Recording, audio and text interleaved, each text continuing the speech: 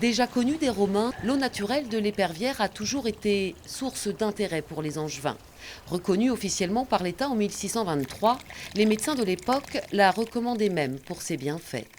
Pendant la peste, les gens venaient s'asperger d'eau pour essayer de se soigner, sachant qu'elle avait des vertus pour tout ce qui était diurétique et purgative. Une eau miraculeuse qui attire rapidement les convoitises.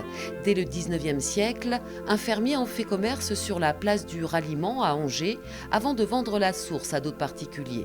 Et en 1929, c'est le début de l'industrialisation avec la mise en bouteille.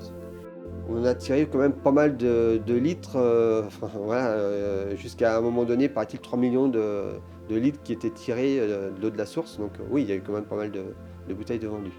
Sous différentes formes.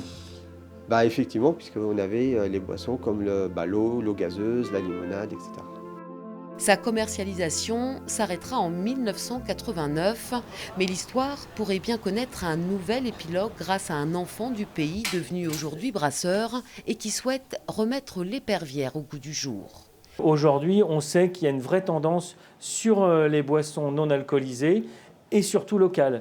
Et pour moi, il n'y a aucun intérêt de faire traverser de l'eau à la France alors qu'on a la possibilité d'avoir une eau locale. Inépuisable, d'ici peu, l'eau naturelle d'Épervière pourrait donc refaire surface sur les tables de la région.